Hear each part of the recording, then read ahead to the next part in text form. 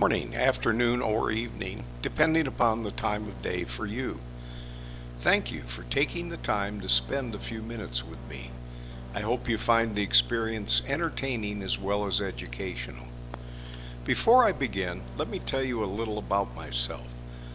Now, when I give speeches, this part is usually done by another person who is introducing me.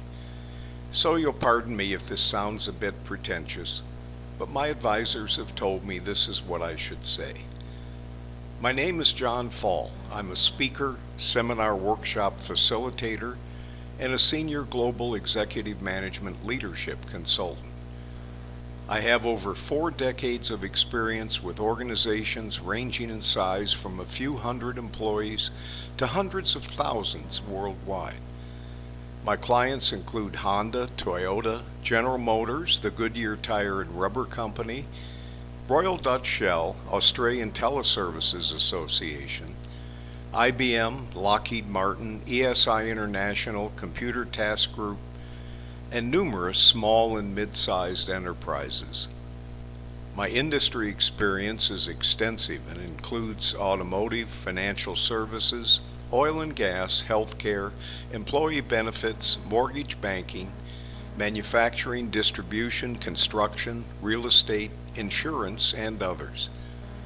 My consulting engagements, primarily initiated by client referrals, have taken me throughout North America and Asia Pacific, including Australia, Japan, the Philippines, and Singapore, and have involved vendor negotiations and management of client employees, consultants, and offshore resources. I'm a certified project management professional, former director of the Orange County, California, U.S. chapter of the Independent Computer Consultants Association, and author of Using Information as a Resource published in Mortgage Banking Magazine, and Living with a Fast Idiot, the Executive Guide to Computers, used by Arthur Andersen and Company's introductory course on computers. I created and conducted a seminar workshop, How to Select and Install Information Technology, a Management Perspective, for the International Foundation of Employee Benefit Plans Automation Institute in Palm Springs, California in the U.S., and a workshop titled How to Implement an E-Strategy for the Australian Teleservices Association in Sydney, Australia, that delivered real-life strategies and the pitfalls of e-strategy implementation for this organization whose members are contact center managers as well as team members. The workshop included web integration techniques and department organizational strategies. I also developed and addressed a speech to high school students, What's Your Dream?, at the De La Salle College of St. Benilde Choose IT, Discover and Learn Your Future conference in Manila in the Philippines. I'm listed in Who's Who in the World, Who's Who in America, Who's Who in Finance and Industry, Who's Who in Finance and Business, Who's Who in Emerging Leaders in America, and Who's Who in the West. This speech is part of what I call Fall's Inspirational Kickoff Speeches, a collection of 5 short inspirational speeches designed to kick off an annual planning meeting, team building event, corporate reorganization introduction, or really any meeting that could use a refreshing start. This speech is called It's Not About You. The other speeches in the collection are the Mirror Test, Do You Know Who You Are? You Don't Have to Be Famous, and It's Never Too Late. In my speech titled The Mirror Test, I talk about how if your life isn't going the way you want it to, and you're blaming everyone and everything but yourself, perhaps it's time to look in the mirror and see how much of your lack of success is because of what you are doing or not doing. Today I'm going to give you a different message. As you advance in your career into management and senior management, you'll learn that it's no longer about what you can do yourself, but what you can inspire others to do. I've worked with people in all walks of life, including senior executives of Fortune 500 global enterprises, and every one of them shares this in common. It's never about them. It's always about what they inspire others to do. Here are some ideas for you that might help you as you inspire people around you. First, immediately stop thinking about how you're going to be able to get something done by yourself, and instead, start thinking about how you're going to inspire your employees to achieve their objectives. Second, take a good, hard look at what you expect from your people and make certain you aren't making excuses for them. And finally, now develop and write down a plan for everything you're going to do to inspire your people. Make certain you include identifiable and achievable objectives with an expected date of completion for every item on your list. Today I'm going to share two stories with you. The first is about Richard Teerlink, the former CEO of Harley-Davidson, perhaps the most famous motorcycle manufacturer in the world. The second is from one of my favorite customers, and it explains the phrase, the Statue of Liberty syndrome. It's from my book, And Then There Were Stories, Lessons from a Lifetime of Leadership, available on Amazon.com in both print and electronic Kindle editions. There's a fascinating article on the internet website of Entrepreneur magazine titled Inspirational Leaders Who Turned Around Their Companies. It's where I learned about Richard Teerlink, and where some of the story I'm about to tell you is taken from. I also picked up some of the information from the website versions of Business Week, Forbes, Marquette University, and the Public Broadcasting System, PBS, in the U.S. When Richard Teerlink joined Harley-Davidson in 1981 as Chief Financial Officer, the company had a U.S. market share of 15% and had reported a loss of $15 million US. The U.S. icon was facing steep competition from Japanese motorcycle manufacturers such as Honda, and it was struggling.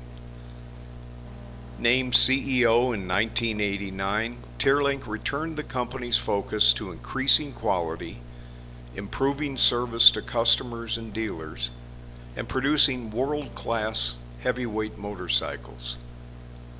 By the end of Teerlink's tenure, Harley-Davidson recovered its U.S. market share to 50% and posted annual sales of more than $1.7 billion US. Teerlink left his post as CEO in 1997 and served on Harley-Davidson's board of directors until 2002. Mr. Teerlink's professional career and personal life are marked by a love for the accomplishment of others, a deep and abiding humility in the face of success, toughness in facing reality and transforming it into opportunity, and a lifelong commitment to leadership excellence.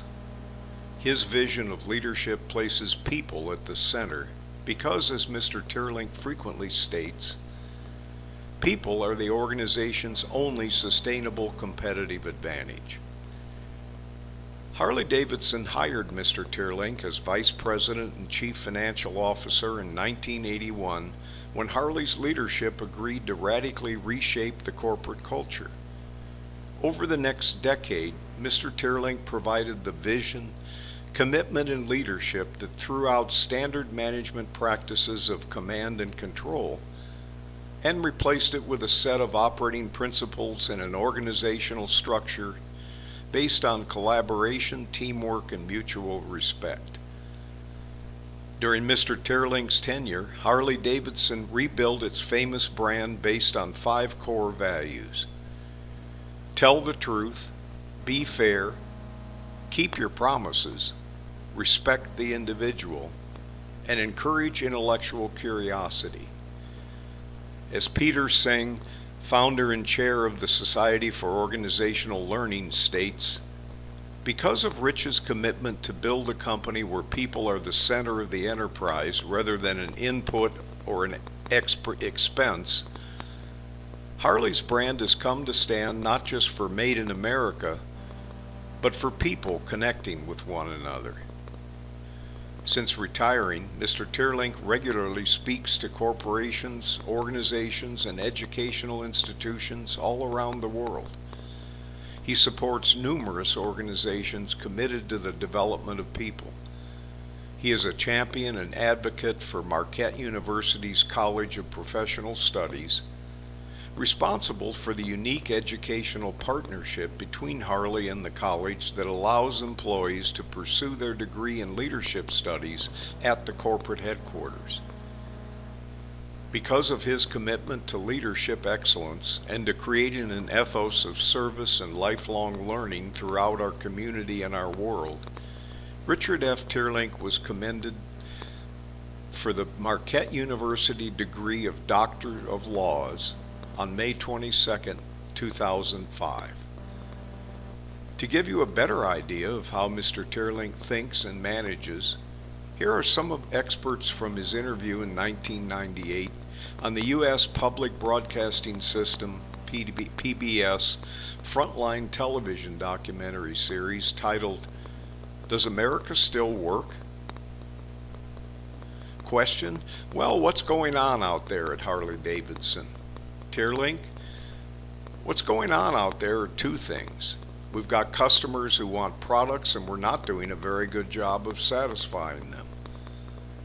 Because you mean you can't meet their demands? Excess demand, yes. The other thing that's going on is that when we lay something in front of people as to what we've got to do to improve, they step up to the bar and make it happen. So what do you mean? Your in-house people stepped up and met the challenge? What did they have to do to meet it? Overtime?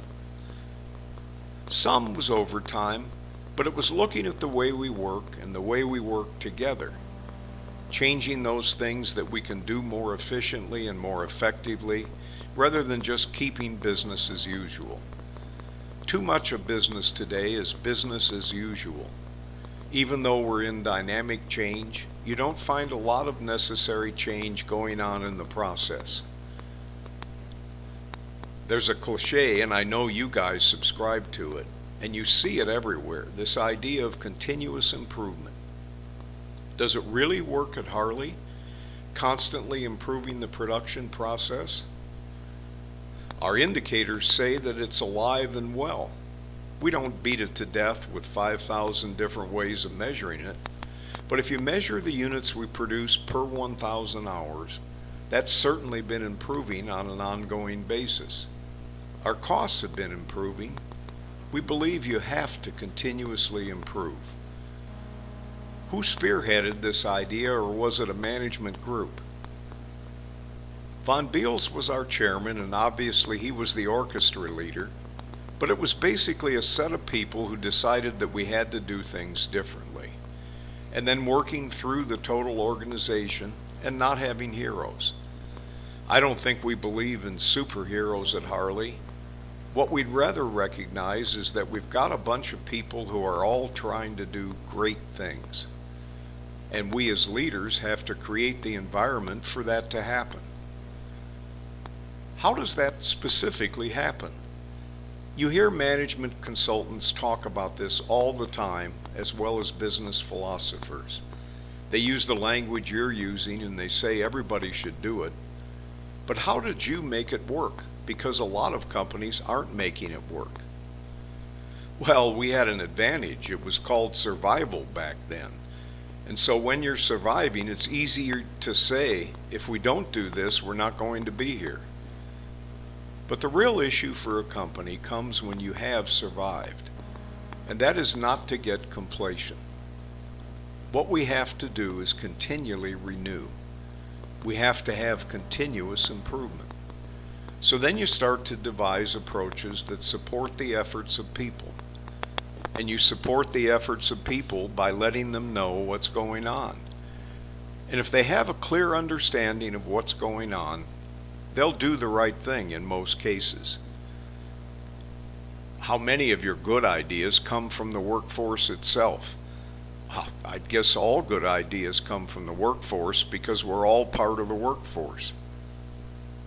How many of your ideas come from the production worker? Well, we don't quantify that, but I'd say most of the things we do today, we do with great involvement of the production workforce. We're going to teams. We have a partnering effort that we're involved in now. All of that says that we're going to do it together with the people on the shop floor and the leadership of that specific department. And where possible, try to get to self-directed teams so that you don't have a supervisor there. You have the group that knows what's got to be done, determining things for themselves. Did this work for Harley only because you had such a good brand name, such a well-known brand? No. Let's say we survived because we had a brand name and we were allowed to get down to 23%. The comeback was because we had people who changed the level of quality and reliability that we had in our product, changed the product line to new and appropriate technologies, and brought that to market. Then we could have the benefit of the Harley-Davidson name. But it allowed us to get to where we are. But that's only one thing that made it happen, and that was the people in the company. But didn't it take some money though? Didn't it take some capital investment? We didn't have money then. In fact, in our first year, we had quite a discussion about whether or not we could spend $8 million on expansion. Now we'll be going to our board of directors this week, asking them for $200 million for a new plant. It's a whole different world, but that was a very good lesson. You can't buy your way out of your problems, so you have to use the intelligence of people again. And as we've looked at our new plant project, it's by working with people that the actual capital that we require has come down, because we're doing the right thing. How does this heart and soul of Harley actually affect the workplace, the quality of the product, and the success of the company? Well, I think we all want to stay employed, and the realities of the world say if you make bad product, you don't stay employed. Remember 1982. 40% of the people left the employment of Harley-Davidson because we weren't doing the right thing. Now we have to be careful about being complacent because we are so successful, and some people think it's guaranteed. But how do you translate what you call heart and soul into business practices to motivate employees? Motivating employees is something we can't do. That's inside the people, so it's what they take inside them with regard to Harley-Davidson that says, I want Harley-Davidson to succeed. I am motivated to see Harley-Davidson succeed because I'm proud to be a motorcyclist. I'm proud to work for the company, and I want to guarantee my job in the future. There's too much going on in the world, I think, that says you're going to do this or that, and you're going to motivate someone. You know all those motivational programs. Why don't we just create an environment where people can do great things? And we do that by trying to have systems within the organization that support the efforts of people. So we make it easier for people to do business. Do you reward them well? I mean, is that part of the system? Our employees are well compensated. Every employee at Harley-Davidson in some way is involved in the gain sharing plan. We believe strongly in sharing economic benefit. Is it also a matter of simply treating these people, as individuals who count? Yes.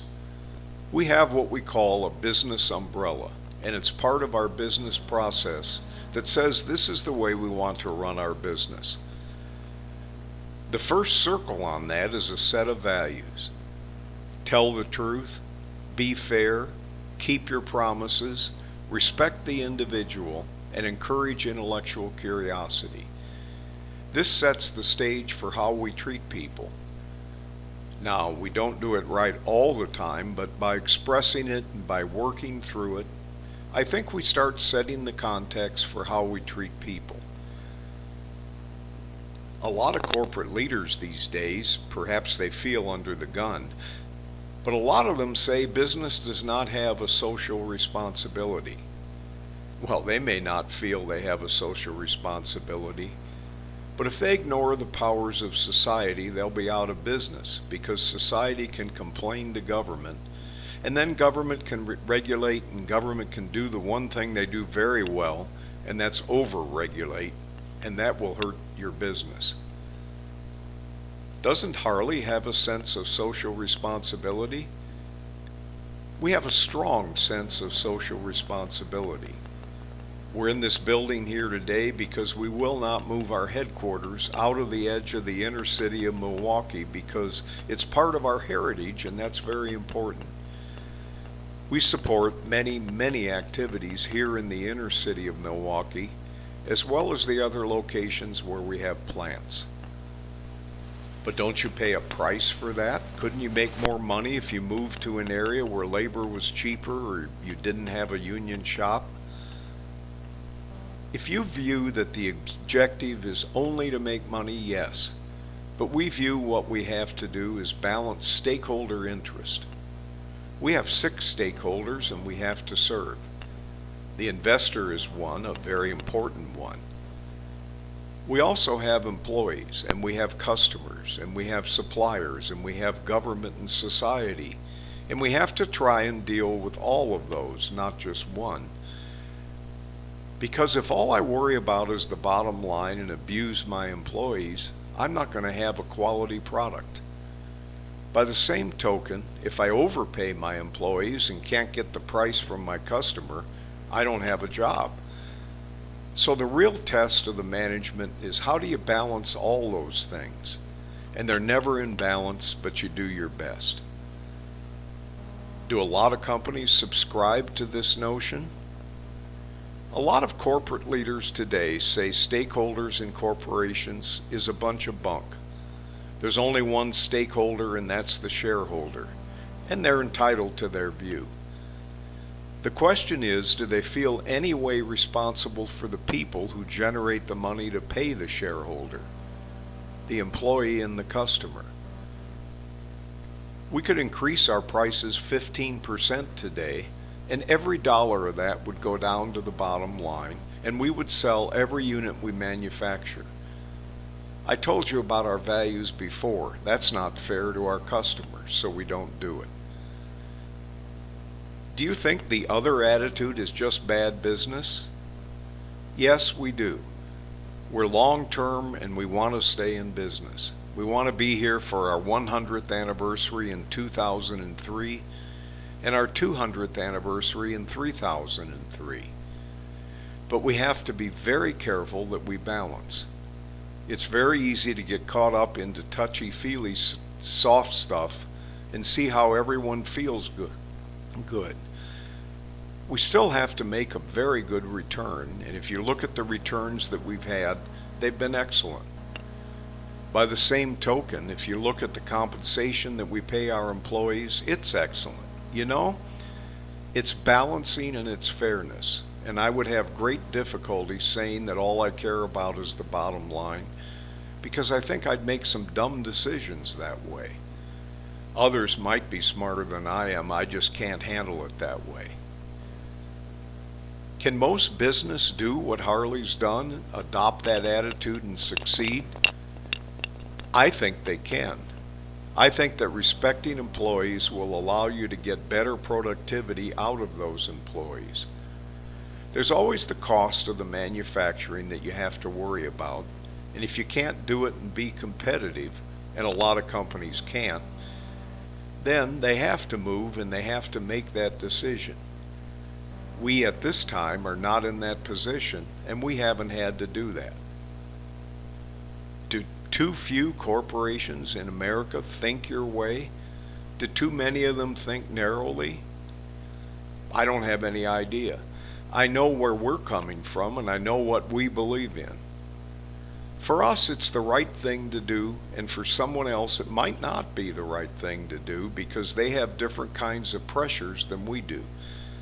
I'd be silly to sit in judgment of those decision makers. Some businessmen listen to what you have to say and think Harley can afford to talk this way because it's doing so well. But if times get tough, they're going to have to go down the same road. Well, the question is, what would cause times to get tough? Will it be that we haven't become cost competitive? Will it be that competitors come out with better products? Or will it be just pure labor cost? It's a whole variety of things. We work very hard to keep ourselves distinctive and differentiated. That's a competitive advantage. We've identified that as being very important. Other companies have identified low-cost manufacturing as being their competitive advantage. That's wonderful, and then that's what they have to go and focus on. Is that wonderful, really? For them, if they are going to succeed and keep jobs in the workforce, then they have to do that. If I'm making a commodity product, my customer's only buying a product, unless I can give him some special kind of service. And that's what we find companies doing. How do they differentiate themselves on services to get that little extra dollar? And now, before I finish, here's the story I promised you earlier. It's a story about one of my favorite customers and the advice he gave me about how he grew his company from starting literally in his garage to a multi-branch operation that he sold and netted 28 million US dollars after taxes from the sale. The story is titled The Statue of Liberty Syndrome, and it's taken from my book, And Then There Were Stories, Lessons from a Lifetime of Leadership, available on Amazon.com in print and electronic Kindle editions. Jack was one of the most extraordinary entrepreneurs I've ever met. He literally started a business in his garage that he later sold to an international conglomerate for a net profit after taxes of tens of millions of US dollars. And this was before the internet made millionaires out of young people who just happened to be in the right place at the right time with a new idea. Jack taught me how to fix price my contracts. I was developing custom software for him and charging him on a time and materials basis. I thought I was doing everything right. I met with the people who'd be using the programs, developed specifications that I had them review and then agree to. Sometimes I even developed a prototype so they could get the look and feel of how the software would work. Then I programmed, tested, and turned over the new software for them to test. Once everyone was satisfied, I'd move it into production. I was working late one night and came up with some additional ideas and decided rather than waiting until the next day to add them to the programs that night. When I showed them the next day, everyone was happy except Jack. He wanted to know what the new ideas would cost. When I told him, he said, "Jhon, thanks for the free work. I'm not going to pay for it because we didn't agree to it before that it had to be done. Remember, no one spends my money except me. And just to be sure this doesn't happen again, from now on there won't be any more time and materials work. Everything will be a fixed price." So the next time Jack needed something, I quoted him a price, but it was before I had the detailed specifications. You can guess how much money I made on that. But because we had an agreement, I went ahead and finished the work and only charged him what I'd estimated. And I really learned how to estimate and charge. It was a turning point, not only for my business, but also for my relationship with Jack. "Jhon," he said, I always knew you were good technically, but I wasn't sure you knew how to run a business. You'll make a lot of money now, and if you ever need any advice, I'll be glad to help." So I took him up on his offer. One of the things I remember was a discussion we had about hiring people. Jack had just let one of his vice presidents go, even though the VP had increased the company's sales by 200%. I asked what happened. "Jhon, there were many reasons," Jack said. "I caught him with his secretary doing things in the office that belong in the bedroom. They were both married, not to each other, and I just don't run that kind of an organization. We learned a lot as we grew the organization. In the beginning, we were more lax in our hiring and even more lax in our firing. We gave people too much leeway in their behavior. In fact, I called it the Statue of Liberty syndrome. The Statue of Liberty has an encryption on the base that says, in part, "Give me your tired, your poor, your huddled masses yearning to breathe free." It is a good testimonial to the freedom still found in the United States by immigrants. But while it works well for the country, it's not necessarily a good foundation for a profit-making exercise. Jhon, Jack continued, when we hire now, we expect that their mothers have taught them how to dress, show up for work on time, and behave professionally. We put everyone on a 90-day probation period which corresponds with the laws of the state and the country. And the minute we find unacceptable behavior, we let them go, regardless of how they perform their duties. Even though we have a good hiring process, there's still some people that have learned how to interview well so they get hired, but they don't work out. Keep this in mind as you grow your business. It'll save you a lot of time, and even more important, a lot of money. So the next time you feel benevolent when you shouldn't, remember the Statue of Liberty syndrome. As you move from your own individual performance into management and senior management, you'll learn what to expect from your employees and how to motivate them to live up to their potential and become valuable contributors to the organization. Thank you for letting me spend some time with you and to share my stories. If I left you learning for more, send me an email at jrfall@yahoo.com, and I'll send you some information about the Leadership Insights series, a collection of 5 seminars based upon my book, and then there were stories, lessons from a lifetime of leadership. The book is available on Amazon.com in print and electronic Kindle editions. One of the seminars, Leadership Lessons from Entrepreneurs, includes stories behind the phrases, the Statue of Liberty syndrome, the dinner test, give him a raise, and now what's so hard about that? The stories are interspersed with quotes from Dilbert, Steve Jobs, the late leader of Apple, Mark Zuckerberg, chairman and CEO of Facebook and the world's youngest billionaire, Bill Gates, founder of Microsoft, Sir Richard Branson, founder and chairman of the Virgin Group of Companies, and the 4th richest citizen of the UK, according to the Forbes 2012 list of billionaires, with an estimated net worth of US dollars 4.6 billion, and Napoleon Hill, author of Think and Grow Rich, one of the best-selling books of all time and widely considered to be one of the great writers on success. The other seminars include What Can I Do?, Leadership Myths and Musts, Leadership Lessons from Everyday Life, and The Pace of Leadership. Thanks again. I hope you enjoyed the stories and will not only learn some of the lessons yourself, but pass them on to your colleagues, because knowledge is one of the few things that increases when it's shared.